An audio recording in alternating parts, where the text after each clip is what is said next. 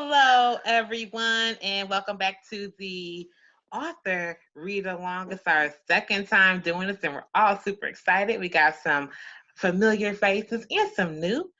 And I'm going to go ahead and just have everyone introduce themselves. So, ND, do you want to go ahead and introduce yourself to everybody? Sure. Evening, everyone. Thank you for having me. I'm MD Jones. I'm a paranormal fantasy and contemporary romance author. All right, Alexis. Hello. My name is Alexis D. Craig, and I am a romance author. And today I'll be reading The Sphinx by Jessica Cage. All right, Jessica.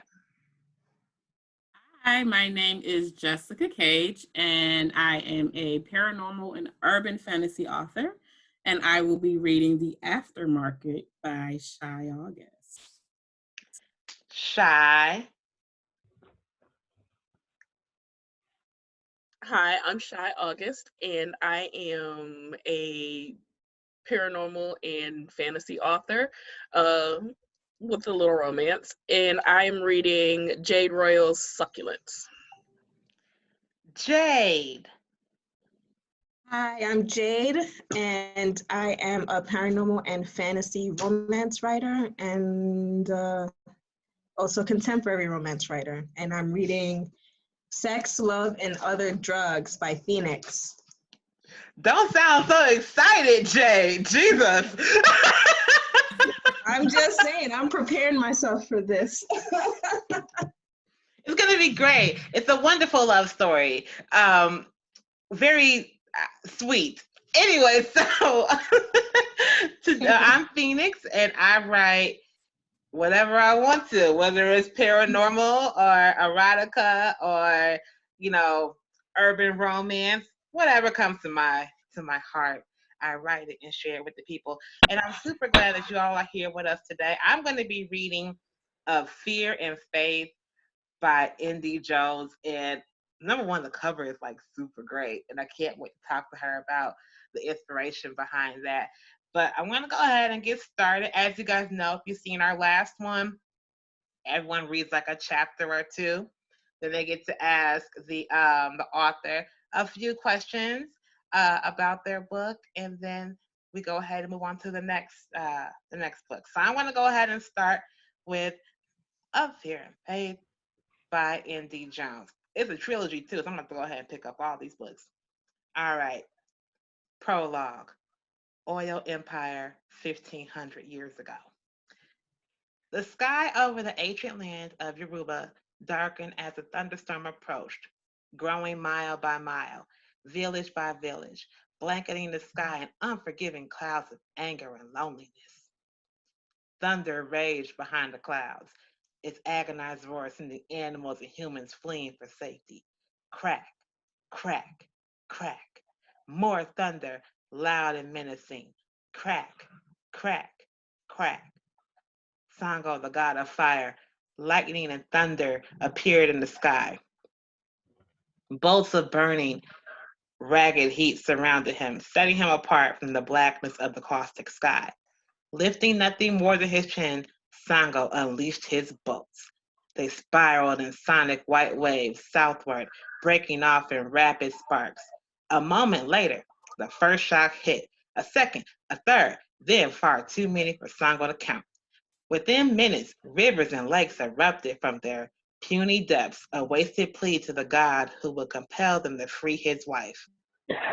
More bolts, stronger this time, charging through pathetic watery defenses, finding lake and riverbeds and exploding in guttural cries of fury. Return what you have taken. What did they take? We're going to find out. The only words Sango had ever deemed to speak on this unholy of anniversaries.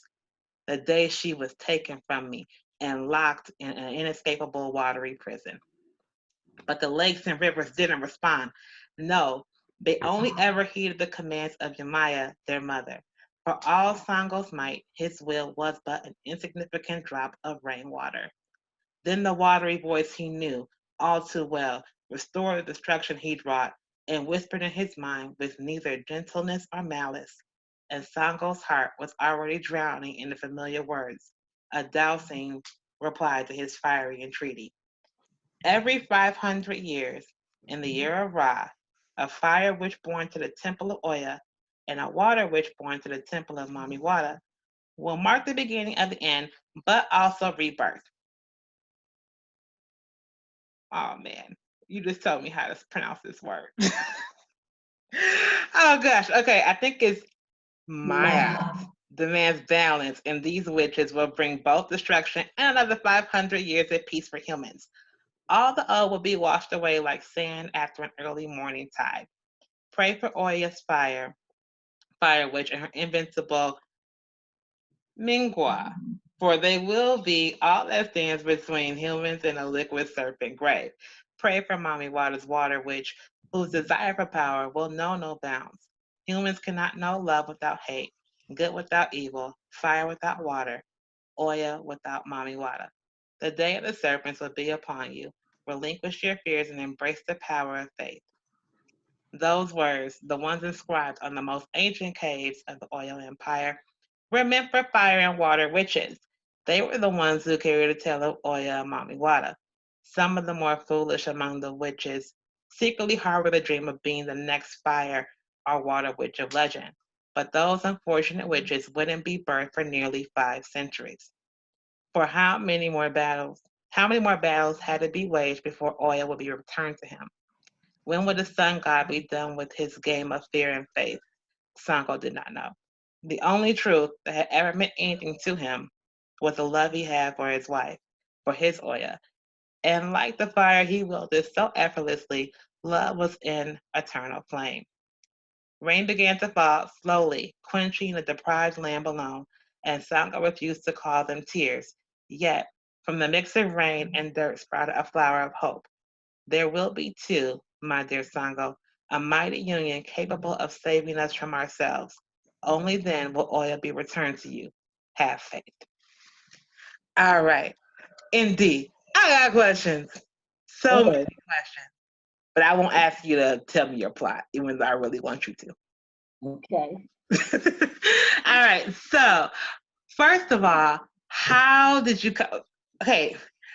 It was like so captivating from like the first word. Like almost you like dragged me into this world. I kind of like picture everything you were saying. So what made you go with like so far back in the future? Most books, I mean, so far back in the past. Most books like these days, they start like maybe like 10 years ago in the flashback. But you went like a whole bunch of years. So what made you start back then? Let's see. Well, it's a prophecy, right? And so I'm dealing with a variety of different ancient deities. So it made the most sense to try to ground the story in the prophecy and show the deities that you'll see throughout the 3 books, although they're not the main characters, but everything that happens is really driven because of their interaction. So it was just me grounding the series in that prophecy and the power of those gods. That makes sense. Gotcha. Okay. And then my next question is was it a conscious effort to go with African deities? We have a lot of books out there that deal with like Greeks and Romans, even some of Asian descent. So was it like a conscious effort to go ahead and bring those African deities to light? Most definitely. I do that all the time. And as you see, you mentioned, Orishas, but then you also read about, they said the sun god Ra. So you have ancient Egyptian gods as well. So I deliberately combine different African mythos into one. And it makes sense once you read all of the stories. But yes, it's always deliberate because those aren't really told, as we know.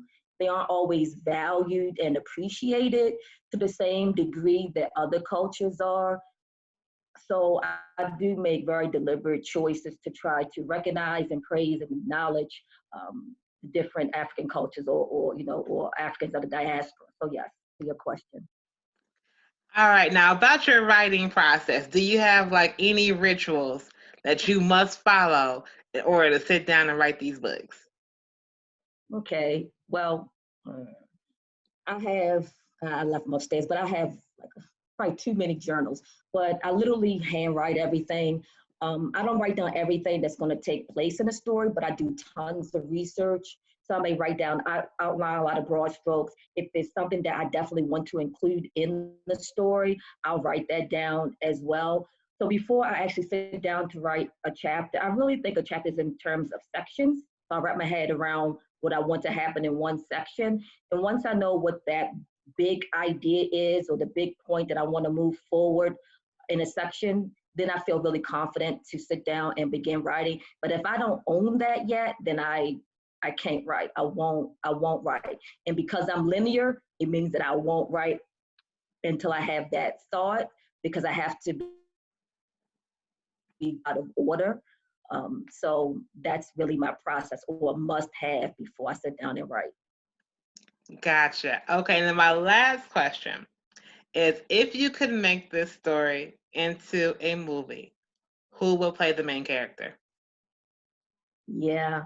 And the funny thing is, I've done blog interviews and people have asked me that question, and I don't know, like, I watch movies all the time, and I know, like, no actor's name.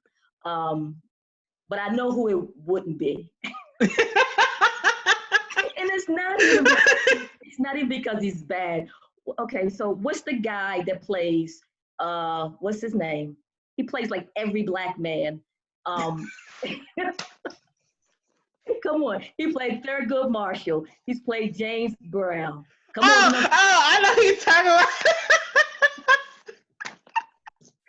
And I know this brother's name. He's excellent, right? Are you talking about Chadwick Boseman? Thank you. Thank you. Did you just besmirch the name of Black Panther? How dare I was like, wait, Thurgood Marshall. I know she's not He talking plays every black man. He's played every black man. So the thing is, it annoyed me so much that I think in one of the books that I wrote, that I actually put that in there, that one of my heroes mentioned. I think it was one of my contemporary romances, that he mentioned that, you know, Boseman is like the every black man. And so I don't know who, I just know who I don't. That ain't right. That ain't right. That ain't right. So That's so funny. And people used to be like, oh, people don't really like Chad, or they only like him because he played Black Panther. No, I've been on Chad since forever. That's so funny. He plays every black man. He's so good, but you have to spread the love. He can't be like, he can't play like, I get what you're saying. Or T'Challa, you know, and then he plays what? Thurgood Marshall, who's like, come on, at least get the hue right. Come on. You know. I get you on that, because like that was Denzel a while ago, right? Remember, Denzel was the everyman. He played Malcolm X. He played the Slave in Glory. I got you. I'm with you on that. You know, but I love it. At this point, I probably almost wouldn't care who played it. It's all awesome when that stuff is made. I would love to see more of our books made, and a lot of our stories really told well, in that we're on both sides of the camera. That would be awesome. We really do need more of that. And we used to have it. So I guess we have Disney now.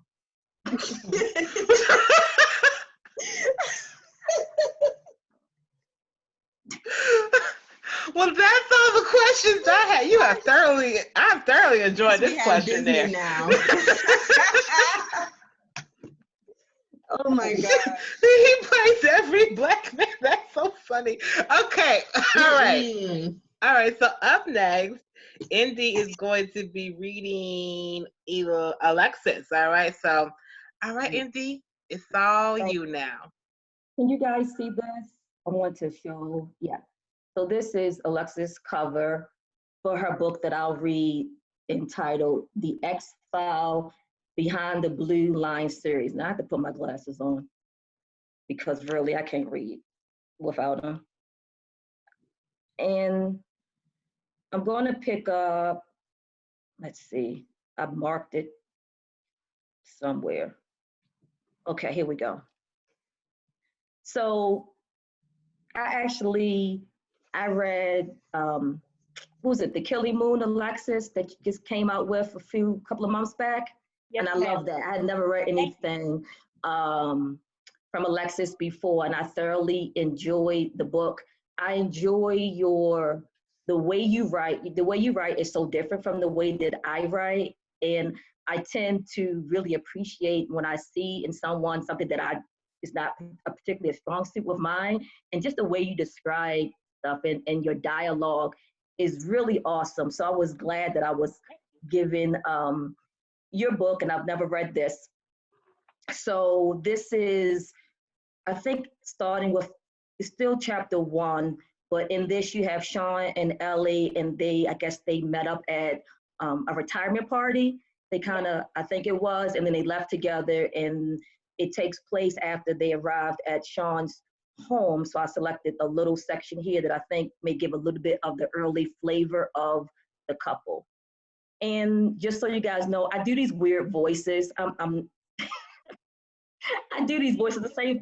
I read my own work and I record it and I listen to it on my long commute into work. Not that I'm like commuting anymore. I'm teleworking.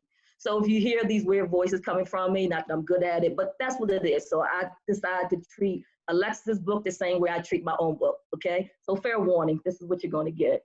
That's all right. All right. So this is from Sean's point of view, if I'm correct. It is. No, it's from Ellie's point of view. He shifted on the couch until he was facing her more directly, his eyes full of shadows. Why did you vanish? He asked softly. His blue eyes seemed to pin her to the spot and demanded an answer she couldn't give.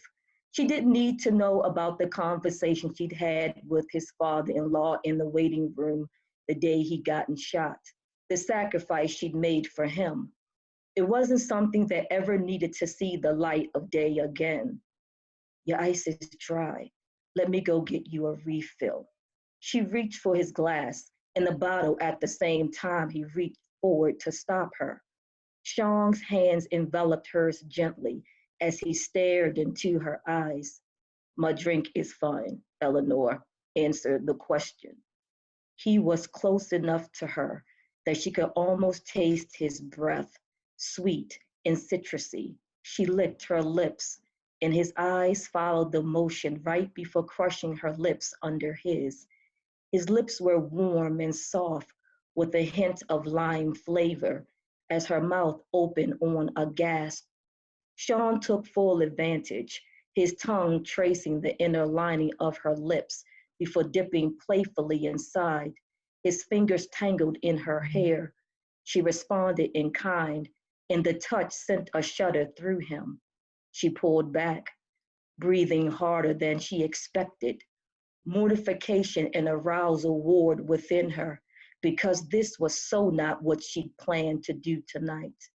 They hadn't seen each other in the better part of 3 years, and she shouldn't have just jumped him like that without preamble. She was glad, at least, that he seemed as affected as she was, his blue eyes clear and fire bright in the dim light, and his lips still shiny wet. He ran his hands through his hair and laced them behind his neck as he leaned back. That wasn't an answer. She was tempted to reach for the bottle and drink directly from it. I suppose it depends on the question. Dropping his head on a huff of laughter, he looked over at her through his lashes. Okay, then, we'll revisit that question later. You know what I meant. And I'm not prepared to give you an answer, she said, as she pushed to her feet gingerly. Once she was sure that the floor didn't harbor any murderous intent toward her, she made her way over to the French doors nearest the stereo and looked out into the garden. Dew-covered ivy inched up from the ground to frame the windows. Collections of peonies lined the small fenced-in yard. In the tiny patch of grass was a wrought iron patio set at which she had no problem imagining him enjoying his morning coffee and paper. She felt the heat of him at her back, almost touching, but didn't turn around. wouldn't have asked if I didn't need to know. His voice, quietly serious and rough, almost melted her knees. She knew that was true. They had that in common. It did not, however, mean he needed the whole story, at least not now, when the emotions were still so raw. She shrugged in futility, never taking her eyes from the night beyond the glass. I needed to distance myself in order to respect your marriage. The loss of his heat was noticeable as he stalked across the room. Respect my marriage? What the hell does that mean? She trailed her fingers down a wavy pane of glass as she rested her forehead against the frame. It means I didn't think you needed to juggle two women in your life, so I bowed out in favor of the one who bore your ring and name. It sounded great on paper, even if her stomach churned a little at how close she was to the ugly truth. Ellie wrapped her arms around her middle and lightly thumped her head against the window frame, the rhythm surprisingly soothing. I saw that a choice had to be made, so I made it. On the day I got shot, Ellie didn't have to look at him to know he looked completely vexed and incredulous. She tried to lighten the mood. What can I say? My timing sucked. I'll end it there. Awesome. I like your voices. Your voices are awesome. Oh, thank you. Some good stuff. I read most of it and then I skipped some and then I just jumped to like the last 3 chapters last night because I wanted to know how it ended. And you know, his wife is a real piece of work. So I have several questions, but I can tell you when I read the first chapter, I already knew what my first question would be because I read A Killing Moon. And so I'm not saying it's a pattern because I only read 2 books so far. So I only have 2 data points. You know what? You know where I'm going with this? I have no idea, but I okay, love so data oriented. So carry on. In this book and in Killing Moon, your hero and heroine has sex in the first chapter. Which I'm not complaining. This is not a complaint, like at all. So I want to know, 1, is that deliberate? And 2, if it's not deliberate, you know, so like why? What's going on? What's up with the sex in the first chapter, Lexi? Well, okay. It's not deliberate. It's really how the story occurs to me. The X-Files started as a dream. I keep a tape recorder next to my bed, and so when I wake up at 3 a.m. with, you know, a part of a dream that's like, oh, this is really good, I will hit record immediately and talk. And, you know, when I play it back, I sound like half drunk. But if it's decent, you know, it's decent. We go with that. And this was a dream. I talked for 20 minutes. The first chapter of this book was a dream. And so I typed out the first chapter, sex and all, and then I get to the end and I'm like, well, the story's not done. Hell. So I ended up having the sex just happened. And with, you know, Cora, I blame Stevie Ray Vaughan. With Cora and Finn, I blame Stevie Ray Vaughan. It was the vibe that caught me in the middle of the Starbucks, and the next thing you know, I'm writing really lurid sex in the middle of the Starbucks. Well, like I said, that wasn't a complaint. It was just an observation. And the thing is, it works actually, because it doesn't just sit there. It goes on much deeper. Well, okay, I guess I shouldn't say the word deeper, but you know what I'm talking about. So I do have another question. Let's see. So when I read the book, so I wasn't actually like, what type of research went into it? Because some parts that I read, it seems, you know, really like authentic. And I'll depend on your question. I could tell you the part that I really thought that you really probably nailed it without me looking up myself to see about the accuracy. So what type of research did you engage in to write this story? This was a really research-heavy story. Mm-hmm. So I work for the police department, and at that point in time, I worked for communications. Um, I have friends who are SWAT team members, and so I outlined. There's a barricaded subject situation, not situation, and in the story, and so I outlined how I envisioned that going, and then I took one of my guys to lunch and basically paid him in wings and beer to walk through the scene with me as it's supposed to go, as opposed to how I imagined it going. By the way, my imaginings so Hollywood, so not practical.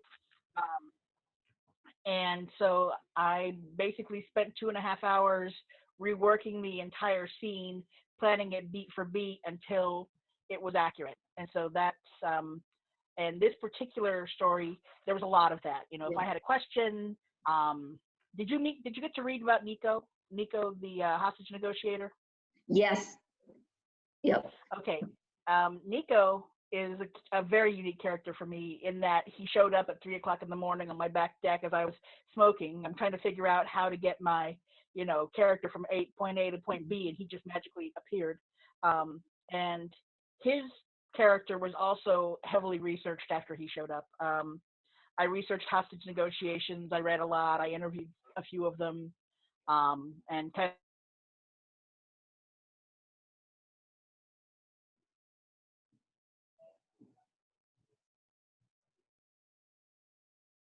Did you guys hear the rest of what Alexis said? No, Alexis, I think you're muted. Hold I on. see you talking, but I can't hear you.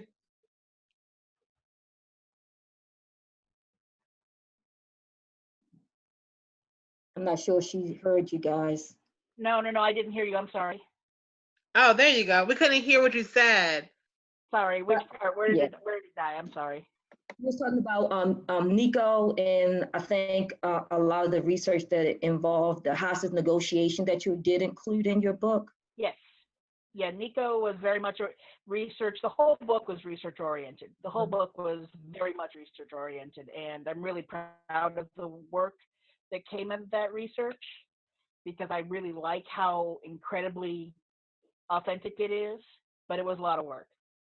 Yeah, that's it. I think you really should be proud of that part. And it was very clear to me as a reader. It read very authentically. And that was the part that really made me think about your research when I got to that hostage negotiation, the language that you used, all of that, how they went in, but even how they communicated when they had, was it Pia on the phone?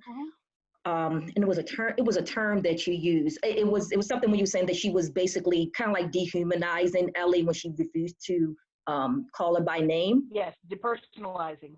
Yes, depersonalization, right. So, but that it was excellent. You did a really, really nice job with that. So I'm sure I appreciate it as a reader. I'm sure other readers as well. So I'll ask you one final question, and that is, what is your, now assuming you have one, but what is your writing kryptonite? And I guess that's however you want to look at that question. Well, I'm a linear writer as well. Okay, so I think as a linear writer, one of the things that we can fall prey to pretty easily is if I can't make it go in a straight line, it's just not going anywhere. And so I find myself sometimes getting bogged down by my desire to move the story in a straight line when there's other things that need to be happening as well. So I can't really abandon the linear orientation of my brain. That's just not. I've tried to write in pieces and parts, and it just doesn't work for me. Like Shai, I am so jealous of the way that she writes. Like, she constructs these amazing narratives, but she does so in a way that is so not linear. And I'm so jealous of her ability to make a beautiful, cohesive piece from so many disparate pieces, as opposed to me where I just have to go from point A to point B like I'm on a train track. So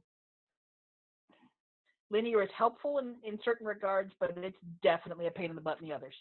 Gotcha. Thank you. I enjoyed your story, and I'm looking forward to your new one. Thank you. I just finished, literally just finished. I'm so excited. I'm working on the first chapter of the next one after, so I'm very excited. I'm hoping that this answers a bunch of questions, but also inspires the reader to want more. Good. Looking forward to it. All right. I am reading from Jessica Cage, The Sphinx, and I too will be doing the old. I have to see very well.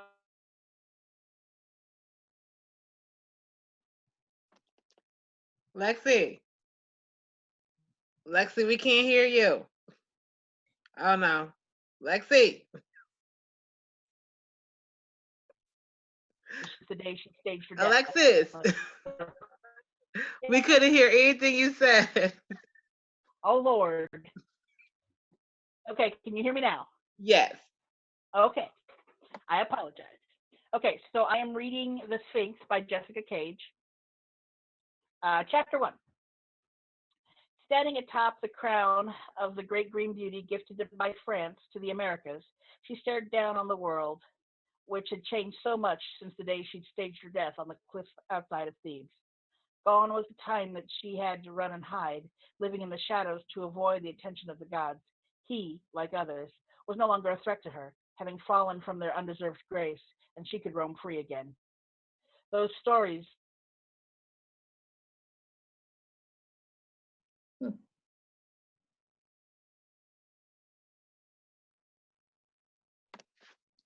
Alexis. Lexi, can you hear me? No, I didn't hear you. Oh I'm sorry. gosh, we couldn't hear you. Oh Lord, where? Those stories. Okay. Okay. Can you hear me now? Okay. Those stories, though they worked in her favor, told of her in such a terrible light, a beast, a monster, and of course, that was how he would want her to be remembered. That was the entire point of what he'd done to her. Because of his actions and his selfishness, her light was diminished and replaced by hatred and ugliness. No one would ever know that she was in fact beauty personified, and that because of her beauty, she had changed. A curse was placed upon her, with which transformed her appearance into something no one could love. As if that was not enough, he sent her to Thebes, a land not many dared to venture to. All of this for the purpose of stopping the world from finding out about his time with her, to make sure that the one he really intended to be with never knew she existed in his life. She was done with hiding in the shadows. Centuries had passed, and in that time, her strength had grown 100 times over. He would be made to face what he'd done to her. If she had to cut down 1,000 gods to do it, she would. A lesser known fact about the Sphinx, one that even she herself hadn't always known, was that when she devoured those who failed to answer her riddle correctly, she absorbed their power. In the beginning, she hadn't realized just how the act affected her, but over the years of her sentencing, she learned that with each failed response and each meal, she became stronger. Can I just stop right there for a second? I love that. I love the idea of that. That's just amazing to me. Okay, carrying on. Thank you. I'm sorry, that made me happy. It wasn't until she came face to face with a witch disguised as a poor woman that she learned just how much a gift this was. The woman was there with the intention to do what she thought was an act of justice. Her plan was to launch an attack on Cadmus, the king of Thebes, who the old woman said had betrayed his own people to serve an unworthy god. The Sphinx thought it unfortunate that the woman was unable to solve her riddle, but she would have loved to piss off the god who betrayed her by allowing his precious king to be murdered. It was her curse, however, to require the riddle to be answered before she could ever permit the traveler safe passage. The witch, though bold with power, was unable to solve it. Though she fought, attempting to use magic to defeat the monster who denied her access to Thebes, she failed, and she too, like the others before her, was devoured. After the witch was defeated, the Sphinx turned to retreat to her nest to wait for another to dare to approach the boundaries. With each step, she felt the change in herself as the energy she stored in her body, the body of the witch, moved through her and gave her a high, like one she had never experienced before. Content with her full belly and looking forward to enjoying the high of her meal, she headed back to her claimed space and hoped for another easy night of rest. A cavern at the base of the mountain had become her home, filled with items she had collected from those who become meals for her. No reason for good things to go to waste. The inside of the cavern was loaded with jewels, tapestries, clothing she couldn't dream of wearing. There was even a corner that held relics she didn't even really care for, but would often take her raid out on. Also, I love that. You know, when in doubt, smash things. The shattered pieces proved to bring her comfort that she used her tail to fashion them in new ways. She stood in front of the mirror, another gift from a traveler that wasn't large enough to reflect her entire frame. Each night she looked at her deformed body with a sigh. She made the useless wish that she could turn into her former self. The spell placed on her hid her beauty was still intact.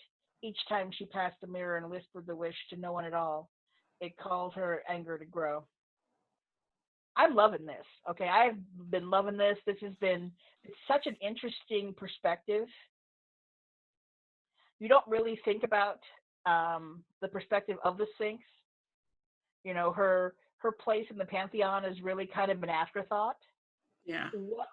How did you arrive at her as a character? I don't know. Ever since I was younger, I've always been obsessed with those untold stories. Even in, Disney shows or, the books they had us read at school, there was always some minor character that I would latch on to. Maybe it was my own way of feeling, I was the only girl in a house of boys, and sometimes I was, forgotten about. So I guess that's how I connected to characters who were, you see something about them and then there's nothing else. So I always thought like there was more to the story of the Sphinx, this monster. And I'm like, well, what's the motivation behind this? Why, what drives this monster to do these things? So that has always, I don't know, it's one of those things, that questions that lived at the back of my mind. And then I just decided to explore it through writing. I have been loving this. I'm still only in the middle of chapter 2, and I'm sorry I had to put it down so I could finish up mine. I am looking forward to the confrontation. I'm assuming she does confront him in this book. Yes. Okay, good, because it sounds like he did her way wrong. How much research went into this? Researching, the Sphinx, the associated riddles, the associated mythos. It's more than a one. lot. A lot. I have friends who study Greek mythology in school and college, and they have, they've written doctorates about it. And I was picking their brains and I was doing my research because of the timeline. There's a lot of minor characters that kind of get intertwined in this story. And I had to make sure that, first of all, it made sense for the timeline, that they would even be in the same spectrum for a story, because I didn't want anybody coming after me about that. And then also, I didn't want to trip up any detail that might actually affect an already solidified Greek mythology, because I know that some people would find real, pause with that and come after me. I've had people who say they love Greek mythology, and they come to me and they say that they appreciate that level of detail to it, to make sure that just the timeline alone is correct. Because I think, it's like a Harry Potter fan, a Twilight fan, whatever, like they are diehard, and you cannot mess up the details when it comes to that stuff. It shows really well. So that's really awesome. So Medusa is the next one, which I've already bought. I'm super excited about that, by the way. Do you have another plan in the series? Are you working on another? I am. So the next one after this will be the Fates. They all tie together. They're all gonna become like one major team of, bad girls that are out there, taking down these gods. And I love this story because I mean, men are there, but they're there, but the women are the ones who are like, kicking ass and taking names. So it really does. This book sets the foundation and the tone for the rest of the series. Wonderful.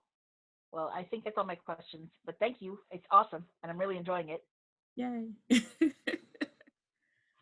Okay. It's my turn. I unlock my phone. Okay. So I am going to be reading The Aftermarket by Shai August. Okay. Here I go. Chapter 1. The television blared at the volume of 30. It wasn't really needed or even necessary in a bar full of shifters, but the shifter society wedding of the century, if not the millennium, was happening right now. So it's probably an unwritten rule of bars to blast the current most relevant program at top volume. Imani Seraphine Wilson, junior war elephant and future alpha of the wealthy Atlanta elephant herd, was wedding her fated mate Ansel Adams Junaid, alpha of the world's largest shifter group, the Rare and the Unknowns. The 1.8 million shifters of the RNU were all over the world, hence the live televised wedding special. Jade Winbush laughed internally at the irony. Here she was watching the shifter society wedding of the century while waiting for her own wedding. Her wedding wasn't really a wedding in the traditional sense of Imani's. Meet a man, mate, fall in love, date, proposal, wedding planning, and then walk down the aisle to that special man to be joined for happily ever after. Nope, not for Jade, who was going up on the auction block. Whatever male shifter fell up to the challenge of her could bid his money. The two highest bidders would fight, cage match style, up to the point of death. The shifter who won the match won her and all the money that was bid by the two top shifters. The aftermarket was the furthest thing from fated mates in society shifter weddings and traditions as one could get. She'd almost had it all, and now she was here, searching for all the things her marriage had failed to provide. Clifford Clinton Cunningham IV had been the perfect mate on paper. Firstborn and only son of the alphas of Louisiana werewolf pack, Ivy League educated both undergraduate and graduate school at Stanford University, muscular with an action hero body and the typical blonde hair, blue-eyed, chiseled jaw leading man, good looking with a sticky sweet Southern charm that could be used as syrup to sweeten the iced tea. Too bad it was all a veneer that masked the greedy, spoiled, vindictive, xenophobic, petulant man-child underneath. Their arranged marriage should have been easy. Louisiana werewolves were always mating with Texas werewolves. The adage was Louisiana girls go with Texas boys like a hand in a glove and vice versa. The leading pack families had been trying to merge the two packs through marriage officially for over 140 years. Her aunt and uncle, the Texas Alphas, for the last decade and a half, only had sons, which had left her, the oldest niece, to unite the families and packs in wedded bliss by her marrying Cliff. Each pack had been so thrilled with the joining and completion of the unified pack dream that without thinking, hundreds of millions of dollars worth of assets had been merged and given to Cliff to manage. With his 2 master's degrees in finance and business administration, it had seemed a natural choice to pick Cliff in charge of a newly created wealth fund that would make the combined Texas werewolf pack the largest and most prosperous pack in the country. Sometimes. Manage the assets he did. He managed them into the ground within 4 years. Hundreds of years of accumulated wealth of most of the werewolf pack of Texas and Louisiana, and even parts of Mississippi and Oklahoma were lost to Cliff's mismanagement or to his greed. No one was really sure how he done it, but forensic accountants were still trying to uncover the ways that Cliff had lost, stolen, and spent $750 million. Few werewolves were, and even fewer packs had escaped complete financial decimation at the hands of Clifford Clendenning Cunningham IV. Okay, I'm gonna stop right there. Is that good? Okay. Shai, I have so many questions for you. First, I want to say, F. Clifford Cunningham IV. I'm so mad at I started reading this book like, what he do? Girl, you know how to make somebody really hate somebody in the first few pages of your book. I have so much hatred. I don't know nothing about this man. I did skirt your head to see if he got what was coming to him. I had to look because I'm like, I know they did something to him. I'm not gonna say, well, I ain't gonna ruin it. But girl, I was hating on him. Why? Why did you? A villain needs to be hated, girl. You gotta make people hate the villain. I love TV where I look at it and I don't care about the main character. I care about the villain because I want them to die. Like Game of Thrones. I was not happy until Joffrey died. I was not happy until yes. Sons of Anarchy. I wasn't happy until the bad guy died. And you give me a new bad guy every season, I'm not happy until they're dead. So that's always my goal. From the first, I was like, this Clifford Cunningham, first of all, when I first read it, had me all tripped up. But don't like him, can't stand him. Okay. Okay. I want to know more about the rare and the unknowns. That is so interesting to me. Tell me more. Well, I introduced them in the first book last week, The Shifter Bachelor. So Ansel is the alpha of the whole rare and the unknown, and it's 1.8 million shifters, and they are all the shifters who don't have a group large enough to stand on their own. So they all merge together to become one. Mm-hmm. Okay. And then they're also like the rare shifters. So they're like, I don't want to give too much away, but they're not your bears, they're not your werewolves, the ones who are in plenty of supply. They're, the smaller ones. There may be 20 of them, it may be 200 of them, and that's it. That's all there are on the planet. They're endangered. Got ya. So I know that you are from Louisiana, correct? Mm-hmm. Okay. So did that inspire you setting this storyline in a southern, because you have Texas and Oklahoma? No, because all my books are I try to have them in different locations. They'll start in one place, but they'll end up somewhere else. So like the rest of the Rare and the Unknown series goes to Georgia and to the Democratic Republic of Congo and to China in the last book in Bachelor in Paradise. So the next book goes to the Yukon, so I travel. Half city will travel. It's the only way I get around. So makes sense. Okay. I have one more question. So as I'm reading this and you're talking about like Clifford's his background, his degrees, and it really seems like the shifters are tied into just normal everyday life. Like they out here getting, degrees and causing financial ruin. Is that theme throughout? Like, is there? Because I've only read a few chapters. I had to work today, but does that theme carry throughout, or is there like a hidden, land that we'll explore further along in the book? There are hidden places, but the shifters came out officially after a worldwide war. I call it the Great Shifter War. So they came out officially in 1968. So that's when the Shifter Civil Rights Act was passed, and it was And so the shifters are out, they're integrated into society. Are you writing that? I gotta take notes so I can know what I look. Oh yeah, so that's when they officially came out. So there was the Great Shifter War, and that's how it works. Yeah. Well, I am in love with your writing style, and I am in love with, the hatred you inspired in my soul today. And I'm definitely going to be reading the rest of this book and much, much more by you. Thank you. Oh, thank you. Okay, so it's my turn, and I'm going to be reading Succulence by Jade Royal. And I'm going to start at chapter 1 because I'm skipping the prologue. Because I like chapter 1 a little bit better.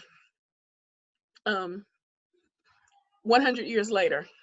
Now remember, these are the people me and your father work with. I will not tolerate any unruly behavior. And I'm talking to you specifically, Trinity Kane. Trinity looked at her mother and rolled her eyes. Mother, please save the lecture. In fact, you wouldn't have to give it to me if you hadn't dragged me along to this snooty fest in the first place. I can just tell every one of these people smell their own farts and sigh like it's a perfume fragrance, Trinity replied. Her mother's face went hot with anger. She smoothed out her gown and tried to keep her composure. You will not talk like that here. Your father and I have a reputation to keep, and that includes having one of the most sought-after daughters in the whole town. This is New Orleans, Mother, not Beverly Hills. Get over yourself. Even though Trinity had just said that, she knew that this part of New Orleans cared too much about your lineage and how rich your family was. And gossip traveled like the damn flu. Everyone was in everyone's business. There were country club men talking about their wives, the tea time women gossiping about their neighbors and how good their husbands treated them. And then there were people like Trinity, who was gifted with beauty and brains, but saw right through these people. Every rich family in this town had a son that wanted Trinity's hand in marriage, and her parents were going right along with it. She'd fought long and hard to not end up as some rich man's doting wife, but the moment she turned 28, she could hear the whispers. She wasn't married, and she hadn't had any children, like they were living in the 20th century or something, when women were defined by their husband and how many children they had. Listen, Trinity, this is an important night for me and your father. Can you just smile and be the beautiful woman that you are? For us? Her mother asked earnestly. Trinity scoffed, but she finally gave in. Okay, Mother, I'll be good. I'll just sit here and drink my champagne like a good little girl now. Trinity smiled a fake smile. Good, her mother nodded, and then walked off, her long train on her dress sweeping the floor. You ought to be lucky you get treated as good as you do. The disdain came from her younger sister. Tracy, if I could give you all the things Mother and Father are shoving down my throat, I would gladly. However, it seems I can't break free. Trinity had tried running away once. Her family had too many ties, and everyone knew who she was. She barely made it out of Louisiana before she was taken home. Her parents had locked her in her room for months. Trinity realized she couldn't try that again, but then she turned legal age and tried leaving again. This time, it was both her parents who hunted her down. They simply would not leave her alone. As their first child, they had to use Trinity to cement their legacy. If she married into another rich family, they'd be the power families, almost like the Trumps, if anyone considered that power. Family, however, did mean something to Trinity, so she bit back her own pride and did what she needed to do. Now she was cooped up again at yet another gala, where she had to pretend she wanted to be there. She realized that because she'd stayed, she'd created a hole for herself. She hadn't gotten a job. She didn't have money saved up. Her trust fund was all that was keeping her afloat, and her parents could easily cut that off if she stepped too far out of line. Look at these men here, and you get to have anyone you want, and you just are so ready to ruin Mother and Father's lives. I should have been born first. You're ungrateful. Trinity just blinked up at her sister. Oops. They were only a year apart, and Trinity wished all the time that she had come second too, but there was no such luck. Sit back and have a sip of something, Tracy, before your ears catch on fire. Trinity rolled her eyes. Doing what she said she would, Trinity stayed sitting for most of the party. Men came and went, all with their parents at their side, trying to sell themselves to Trinity. They all wanted her hand in marriage too, because to become one with the Kane family. But Trinity wasn't accepting. Sure, she could pretend to be what her family wanted, but marry a man she didn't want? That's where she drew the line. All right, I can't take it anymore, Trinity groaned. She stood from the large circular table, her sequins mermaid dress almost suffocating her.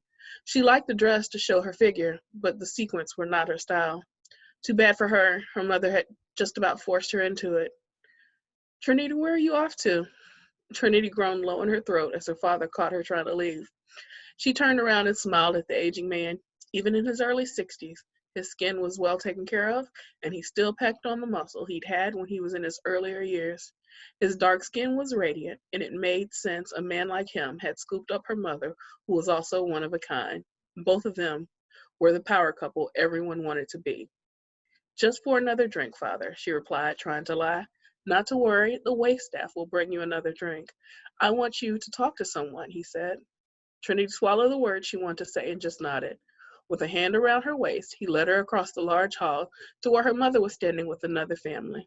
The tall man next to her mother was chatting easily with her, sipping on his own glass of champagne. Here she is, her father introduced. The tall man turned around, his smile wide on his handsome face. Trent, wow, I haven't seen you in years, Trinity gasped. I went to study abroad and do some charity work, but it's good to be back home, he replied. His eyes twinkled as he looked her up and down. My, Trinity, you've become quite the woman, and here I thought when I came back it would be too late for me and you'd be married. Now I'm hearing you're still available, he replied.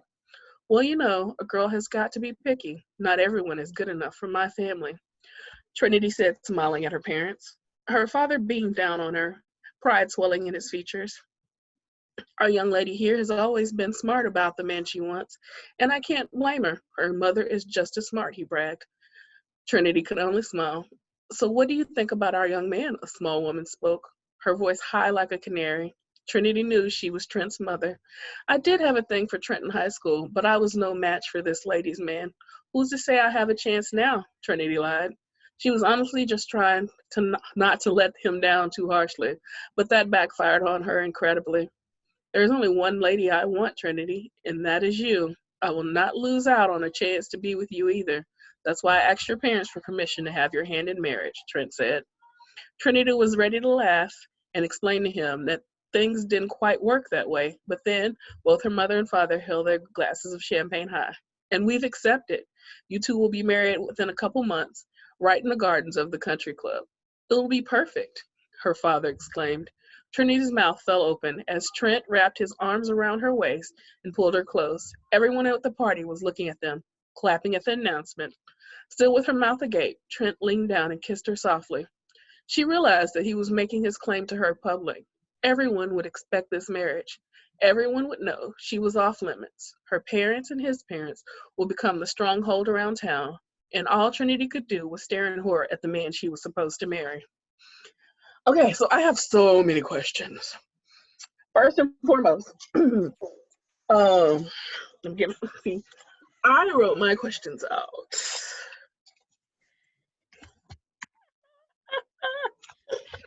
The absolute shade. Who didn't write their questions down? Jessica, was that you? Nah, we know who it was. We know who it was. Starts with P, ends with X. Oh, so first and foremost, Trinity is such a spoiled brat. Oh my God, I cannot stand her. Girl, you're 28. What you need your trust fund for? If you really want to get away, just walk away. Mississippi is an hour east. You can go and you'll be in Mississippi. I'm sorry. That's just number one. So is she meant to be this spoiled? Is she going to have some growth at the end of this book? That's all I ask. Please let her grow as a person. Well, she's not as shallow as it might seem, and she's not as spoiled as it might seem. And the reason why she's kind of staying is because, and you'll see it later on in the book, where she really values family. So that means a lot to her. And in her mind, she's like, you know, her parents are doing this, but somehow, some way she can convince them, I am happy being with who I want to be with. And, you know, you don't have to force me to do certain things. And I just want to be me. So she's still thinking, you know what, if I deny everything that they are trying to get me to do, then they'll finally be like, you know what, we'll just, you know, support you for who you are. So that's her thing. And that's one of the reasons why she really didn't want to leave. It's like, okay, I love my family. I want to be close to them. And I'm just holding out for hope that they'll just quit it. And, you know, they'll just finally see the light. Like, okay, she ain't going to change. Let's just leave her. That's what she's waiting for, you know? So she's just like, it's important to be around my parents, my sister. And I don't want to be that one person who just turns my back on them, but I need them to chill out. So she's just really, really hoping that they'll stop. And the whole running away thing, and she feels like because her parents are rich and they know all these people, wherever she goes, it's kind of always that one person who is there. They've hired people to follow her. They've gotten cops to stop her, pull her over. So it's like, if she leaves, they continually hunt her down. So it doesn't make sense where she goes. Someone is always knocking on her door, like, hey, when are you going home? And she's just like, you know what? Fuck it. Like, I can't leave. I might as well just stay and just hope that they'll stop bothering me. So she found that life on the run was not for her. And it just wasn't going to work out because it was going to stop her any way they got.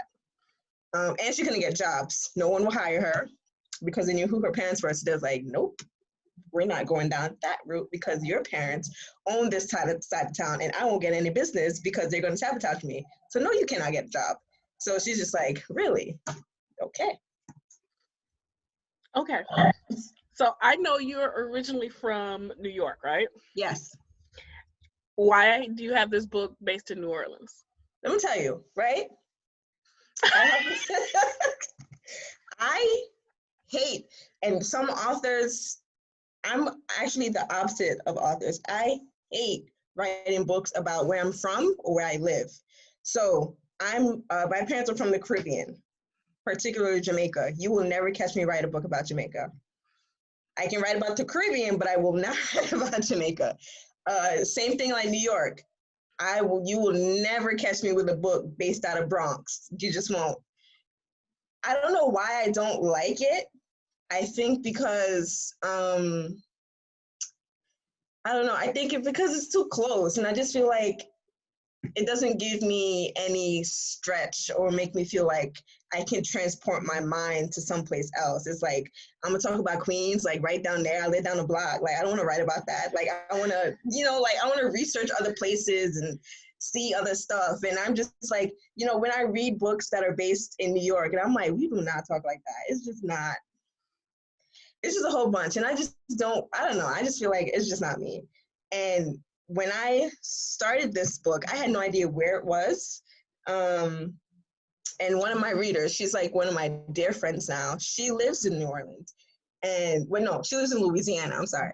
And I just wrote the scene. I didn't state any place, any name. I just kind of wrote it. And then I usually figure out the location afterwards once I do my research.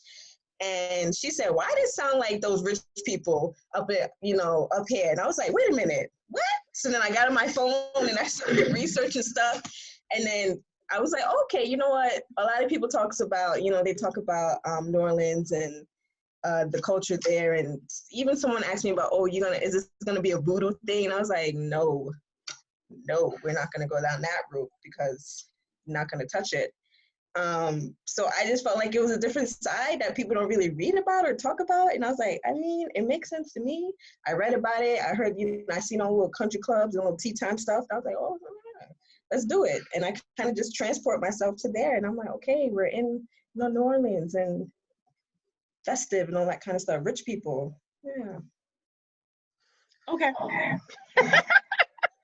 All right. So I got you. Because I'm the opposite. I love to write about places I have lived and I have been. I've lived in like 10 states. I've been to like 40 something. So I always love to write about somewhere that I've lived because I feel like I have a better knowledge and I can fuse more of the feel that I'm going for into the book. So I'm completely opposite. So my other questions, because I have 5. What is your part of writing? My favorite part of writing? Mm-hmm. I don't know. I like messing stuff up, like just messing stuff up. I don't know. Like you think it's all bottled up and perfect and it's all nice, but then it's just like, let me fuck this up. Who's gonna die? Who's gonna do this? Who's gonna come out a traitor? Something like, I don't know. I just like creating all this chaos and all of this like stuff. I don't know, just making it up in terms of, I hate when and I think it's because, and I'm probably sure you guys have experienced it as well, when you watch movies or TV shows, half the time we can guess what happens because we are writers, and we can kind of be like, we know he did it. Stop trying to act like he ain't do it. Let's reveal it already. And I've sat in the movie theaters with a friend, and I've said, yeah, it's the uncle. And when it revealed the uncle, he just is like, I'm like, yeah. So I just like to be able to just make stuff so, unusual and make it my own and just, be different and out the box. So I just like creating and making up these worlds that make no sense and giving people different outlooks on life that they might have not thought about, or, they thought about it, but they didn't know how, to make it exceed any expectations. So. Okay. So my next question is the opposite. What is your least favorite part of writing? My least favorite part is when I try to finish a series and readers are like, oh, you should do another book. And I'm like, nah. But then they're like, yeah, you should do another book. And then one reader says, do another book. And then 10 more. Are you clapping? And now, yes, you want to know why? Can I just interject? I'm sorry to interrupt. No, now I'm like 10 books. Now I'm like 10 books into this one series because they won't leave me alone. Because readers do that. You're like, oh, I'm gonna have one book, Queens of Beasts. Supposed to be one book. We're on book 5. But go ahead, Jay. That's what I'm saying. Like I just be like, what? And I posted a cover and I said, this is the final book. They told me, no, it's not. And I was like, oh, I'm sorry. I thought that I was writing the books. And I fall into their traps. I feel sorry. And I'm like, you know what? I could write another book. And it just never ends. I have now, let me see, 4, 8, 9. Woo. I'm going on like 15 books right now for one series. Like, when is it gonna end? Like, I feel like J.K. Rowling right now. I just can't do it. I don't know what to do. And you don't want it to end. Oh, okay. And then my last question is, that was way better than I thought it would be. What is your advice for writers or authors who are contemplating switching genres? I would say find what you like about the genre and not try to write what other people are writing in the genre. So I don't like, a lot of people start off in paranormal and they think that paranormal or fantasy means something else than what it actually does mean. And they start thinking that they have to create random things. And I'm like, well, you don't necessarily have to if you don't want to, but just because other authors create those things doesn't mean that you have to. And I had a consult with another author who said that she was trying to make up a combination of a fairy and some other winged creature. And I was like, does this lead to something? Like, why? What is the purpose of this creature? Like, what is it supposed to do? Or what do you want it to say? Like, you're making stuff up at this point. She's like, oh no, it's paranormal, so I need to have something new and creative. And I'm like, okay, that's not the point of the genre. The genre is writing about what you want to write. And writing it how you can write it well and entertaining people. So if you want to write certain things, figure out what it is that you want to write about the genre. What do you like? I like sexy, werebeast, sexual, very well endowed men. So I'm going to write about it. So I want to call bullshit on that. You obviously don't like that, Jade, because when I gave you a book to read earlier, you said, oh no. No. My sensibilities are offended. No. I read Club Sugar quite well. The problem I have is I can't read it out loud. But when you gave me that book to read, I read it. But I was saying, like, I got to say these words out loud. In my head, I was like, ooh, ooh, ooh, ooh, ooh, ooh. Now, like, saying it out loud, I'm like, oh my God. So, like, and I'm like, can my neighbors hear me? I don't want somebody to be turning around like, what? That's like if someone peeks over my shoulder and they see the word like pussy, and I'm like, what are you doing? I'm reading. Like, this is my stuff. Somewhere, yes. Like, I don't want you to see what I'm reading. Okay, I like to be a pervert in private. Thank you. Okay, I don't want everybody to know I'm a pervert. So that's the only thing I had to say about that. Well, that was the end of my questions. Thank you. Thank you. Okay, so I guess it's my turn.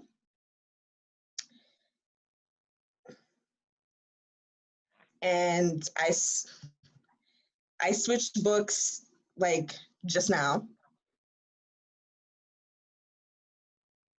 So the book that I was going to read, we switched it to Sex, Love, and Other Drugs by Phoenix Williams. And pardon me if I have to stop and blush. Woo, because sometimes her books just be pulling it out of me. I just can't. And I get too shy. Okay, so chapter 1, Sparrow. I fucking hate you. Onyx's eyes leered at me. If looks could kill, my behind would have been dead for sure. As heads turned toward us in a dark restaurant, I fought to remain cool. I refused to pull out my clown suit in public. Okay. You knew what this was from the beginning. I don't understand why you're so upset, I said. Honestly, I didn't know. It wasn't as if I had lied to him or misled him. He knew what I wanted from the start. His jaw ticked as he leaned across the table, a frown marring his beautiful chocolate face. His balled-up fist made the muscles in his arms more pronounced. You don't understand? His voice took on a deadly quality that I had never heard from him before. I gave you my love, Sparrow. I offered you what I had never offered any other woman. I gave you my heart, and what did you do with it? You pierced it with your stilettos, fucking she-devil. The distressed look in his face softened my heart a little, but not enough to stop me from gathering my things.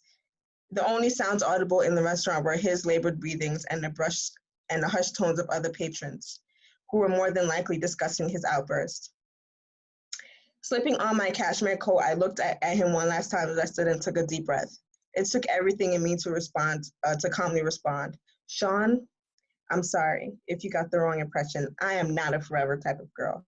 I'm a for right now type of girl. I did not ask you for love, heart, or future, and I certainly don't want it. With my head held high, I walked out of the restaurant and into the chilly February night. I could feel the eyes of everyone on my back as I walked away. Sparrow, you're just a heartless bitch. Looking up from my paperwork, I rolled my eyes at my sisters, Raven and Robin. Together, the three of us own Ladybird Interior Designs. Robin, at 32, was the oldest. She resembled our father the most with her peanut butter complexion, wide set brown eyes, short dark brown hair, slender nose, and full lips. At 5'6", she was the shortest out of all of us, but packed a lot of body in that frame. Generous breasts with a small waist that flared out to ample hips garnered lots of attention. Attention that she was finally doing something about now that she had become baby crazy. Raven, 29, was the middle child. She resembled our mother with her hazelnut complexion, light brown eyes, and shoulder length of jet black hair. Standing at 5'8", she had what most would call a supermodel physique, tall and willowy with small breasts and small hips. She had been married to her husband, Dean, for 10 years. Most would assume that she was happy, but I knew my sister. Most would also assume that her husband was a successful businessman, but I knew better. Last time I checked, running a criminal empire did not make you a businessman. I was the tallest of my sisters at 5'10", and the perfect mixture of both my parents, with my caramel complexion, big breasts, Beyonce behind, brownish gold hair, full lips, and brown eyes. At 27, I was the youngest of the Bird sisters. Yes, the Bird sisters. My father, Jay Bird, thought it would be cute to name all of his children after birds. Of course, my docile mother, Tiana, did not object. So my family consisted of Jay Bird, Tiana T. Bird, Robin Bird, Raven Bird, Sparrow Bird, and my little brother, Bluebird. Turning my attention back to the two nosy women sitting in my kitchen and eating my food, I asked, how am I a heartless bitch? Taking a sip of my coffee, I continued. I told him what was up. If he decided to fall in love, that's his own problem, not mine. You can't keep hopping from bed to bed, man to man, Robin said with exasperation lurking in her eyes. These men have feelings, Sparrow. Robin's right. Plus, you can't decide to fall in love. It just happens. You don't choose when or who, stated Raven, sadness wafting from her in solemn waves. Instinctively, I knew she was not talking about me. Not wanting to hear her go on and on about her dysfunctional marriage, I quickly interrupted her. I'm really not trying to hear all this. It's my life, and I live it the way I want. Neither of you is in position to tell me what to do with my life, since neither one of your shit is exactly smelling like roses. Heartless bitch and she-devil were words I definitely wouldn't have to use to describe myself. Did I have a lot of male company? Yes. Did I open myself up to those men? No. Did I open my legs to them? Yes. Why? It was easier to open my legs than my heart. I never wanted to be at the mercy of another human being. I didn't want my heart or my life to be controlled by the whims of a man. I refused to become like my sisters, single and desperate or married and miserable. The scraping of silverware against plates, the thud of cups hitting my antique dining table, and the shuffling of papers were the only sounds heard as we went over the company's books, each of us lost in our own thoughts. The scent of I forgot how to say it, girl.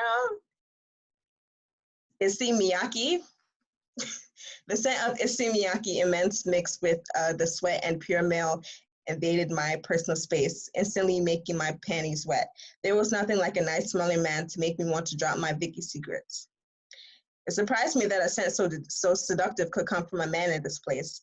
Most men walked around this gym smelling like barnyard animals. Then they had the nerve to want to occupy your personal space and assault your air supply. Surreptitiously, I glanced to my left while continuing my jog on the treadmill, and I definitely wasn't disappointed by what I saw. Mr. Smell So Good stood about 6'4", and his skin was the color of melted dark chocolate. It looked just as smooth and tasty. He had close cropped hair, no apparent piercing, and dimples so deep that you could see them even if he wasn't smiling.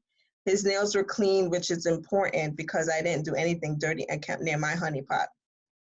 Yep, he would definitely make a nice addition to my stable. Yes, I said stable. Most men, or at least men like my father, kept a team of lovers at their disposal. They had their main woman, also known as the bottom bitch. That was a woman who was always there even after they messed up, kind of like my mother.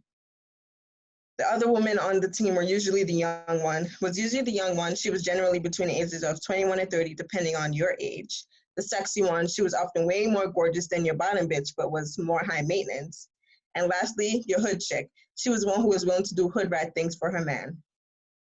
The issue with the whole team situation was that men weren't smart enough to keep everyone happy and in the dark about each other.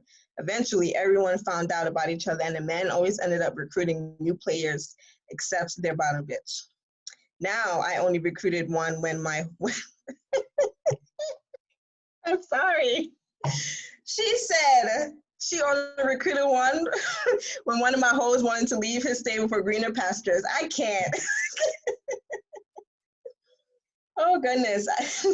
I had 3 hoes in the stable. I kept them on a rotational basis, so I never got bored, and there was no risk of me catching feelings. Everyone knew about each other, and they also knew that they could be replaced at the drop of a hat. That kept them from getting complacent. There were only 3 guidelines to being accepted into my exclusive stable. You had to have your own because I was damn sure not about to give you any of mine.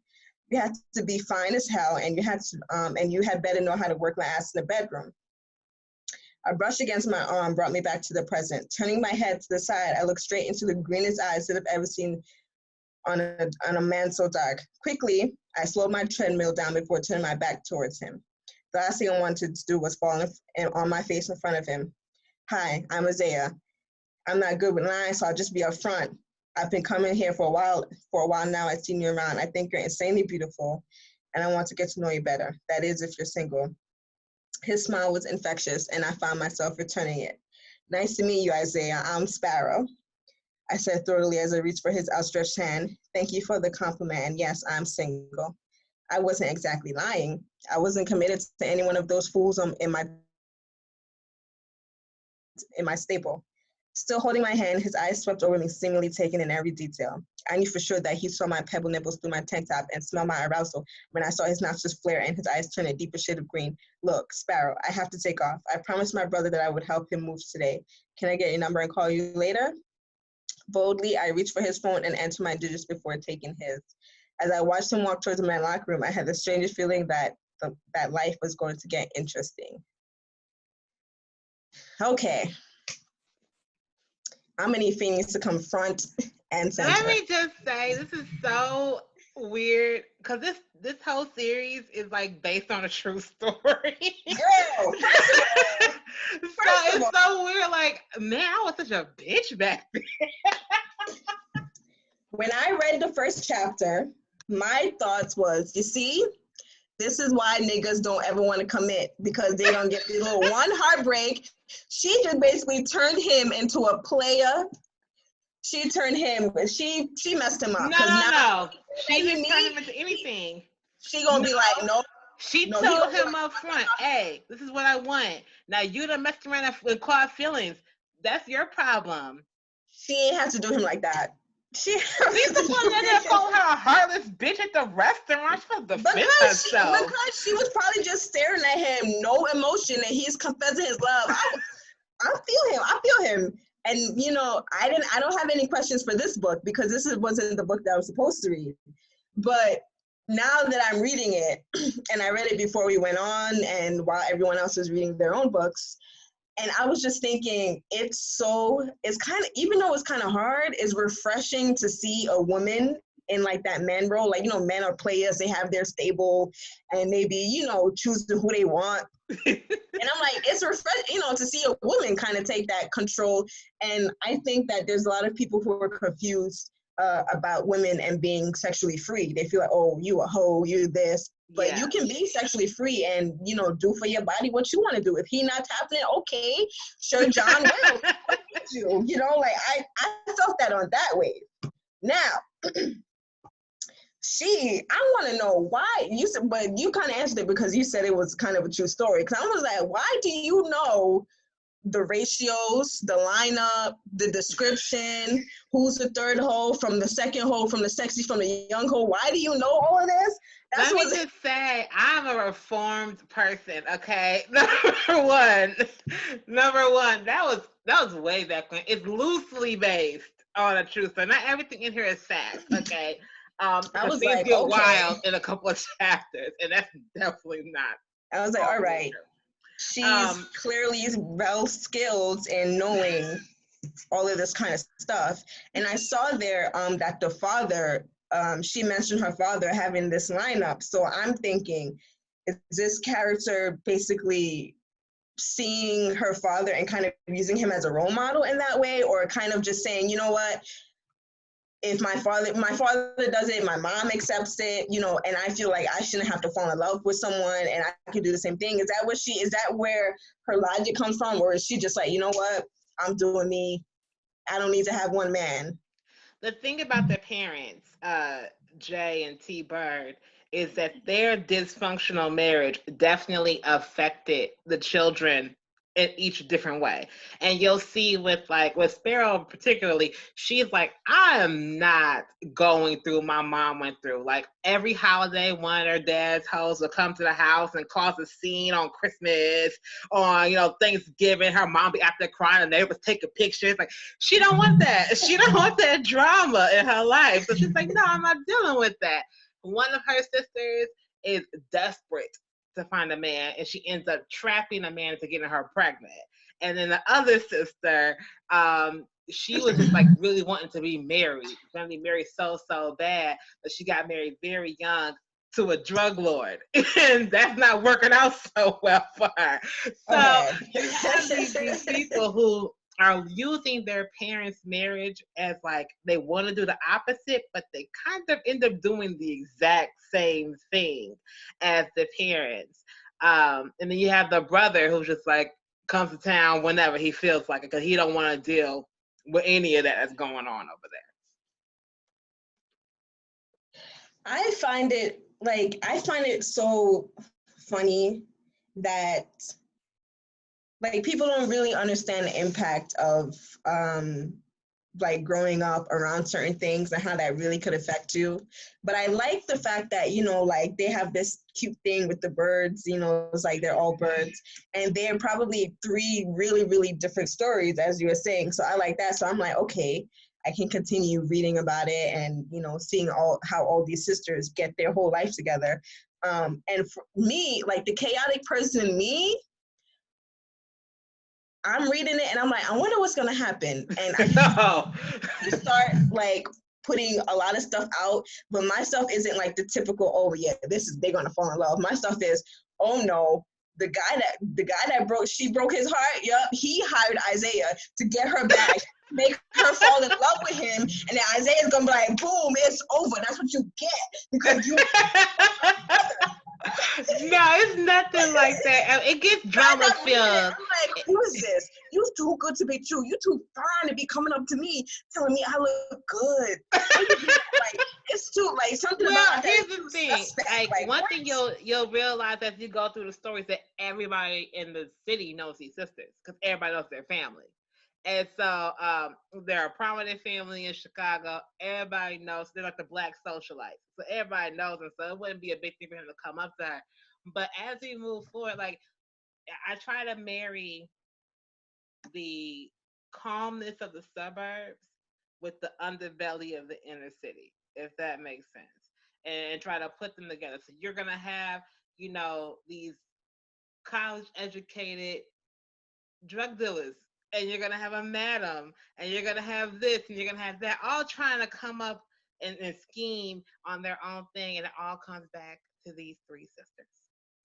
Well, I do want to point out one last thing, because this wasn't the book that I was originally supposed to read, but I already read the Club Sugar book, and I want to point out that I loved the way it's kind of when your two main characters had met and they were kind of in the club and had the mask on and nobody knew who it. In my heart, I was like, I wish they would know each other. And then it turns out, it turns out that they were lovers and they kind of broke up and they were kind of, they met in this club, but they had on masks. And I felt like it was imagine if you're having marriage problems, right? You get a divorce or you separate and you go to this club, this kinky ass club. You're like, oh, I'm about to get it back on tonight, Stella, and then you end up being with this man and you're like, ooh, he done blew my walls out. I can't even walk. This is the best night ever. And it turns out to be the husband that you were having problems with. Like, how mind blowing is that? And I felt like it was so refreshing for them as a couple to get together in that way, because there's no talking. There was no baby, let me explain. There was no, look, you did me dirty. There was none of that. It was like, drop them drawers. I will say that in that book, the sparrow in that book towards the end is the same sparrow in this book right here. Okay. I was wondering. I was like, is it the same person? Because it is. Okay, so that's me. So when I finished reading Club Sugar, I was like, all right. Okay, I like the whole precipice of this and how they got together with this club. And it just made me think, like, imagine just having an awful relationship. You end it, but then you end up getting your brains fucked out by the same dude that you swore you hated. And then you're like, wait a minute, maybe it can work. Like, we're together in this. It can work. Well, hopefully it'll work. It takes more than good sex sometimes. But I'm glad you liked it. That's why I couldn't read it out loud. I said, I can't read this out loud. Oh my goodness. But it was what it was. It said on the cover what it was supposed to say. God. Well, I'm glad you enjoyed it. Thank you for reading. I think everybody's done reading, right? Right, guys? We have made it. All right. So what I'm going to do is I'm going to call your names out one by one. You tell people where they can find your book and where they can find you. So we'll start with Jade. She's already on my screen. Okay. You can find all my books on Amazon. And I am on Facebook as Jadine Royal. So that's Jadine. Because apparently Facebook refuses to let me have Jade Royal. So I just put Jadine Royal. And yeah, that's it. That's pretty much it. Just Facebook, my Instagram. And Get on Instagram, Jade. Okay. So, I'll give my Instagram. I'm just a little slow with Instagram movement. But my Instagram is creator_Black Love. Get on And that's Instagram. Instagram's my jam. All right, Jessica, tell the people where they can find you. You can find my books on Amazon.com as well as a couple of other platforms for some of my titles. iBooks, all those places. You can also find me through my website, jessicacage.com, and on all social media at jcageauthor. All right, Lexi. All right. I'm Alexis D. Craig on Amazon. You can find pretty much everything I've written on Amazon. And I am Dispatch Vampire on Twitter and Lexipedia369 on Instagram. All right, Indy Jones. Okay, let's see. So all my books are on Amazon. Those that are on Kindle Unlimited, like the one that you read, of Fear and Faith, that whole trilogy is Kindle Unlimited. Other than that, I'm on every other online bookseller. Instagram and Twitter, Indy Jones Author, and then my website is Indy Jones Paranormal Pleasure. All right, and Shai. Shai, you're muted. I know. I was sitting here. I was like, I want to rename my website now. I don't want it to be ShyAugust.com. I want it to be Shai August Paranormal Pleasure. Right? Like that. I was like, okay. Way too long. Oh, it is long. It seems really long. I was like, but Shai August is cute. But like, oh, Paranormal Pleasure. Yeah, I'm all in my head. So I am Shai August everywhere: Instagram, Twitter, Facebook, Pinterest, blah blah blah blah blah. And ShyAugust.com, and all my books are on Amazon, so I should be easy to find. Yeah, that's it for me. I'm simple. All right, and I am And Phoenix, I just realized we have the same shirt. We do. Why are we not matchers? I don't know. We'll have to do it next time. We'll coordinate that later. Okay. I'm Phoenix Williams, and you can find me on Amazon. You can sign up for my newsletter and get like a bunch of free stuff. I give out free things all the time. I think every Thursday I'm giving out something. It feels like. And yeah, on Facebook is Phoenix Williams. On Instagram, it's Phoenix Williams Books, and on Twitter it's Phoenix_William, no S, because someone stole that name. All right, so that's it. Thank you so much, ladies, for joining me. Thank you. Thank For having you. us. All right, say goodbye to all the people. Bye. Bye, people. Bye, Bye. people. Bye, people.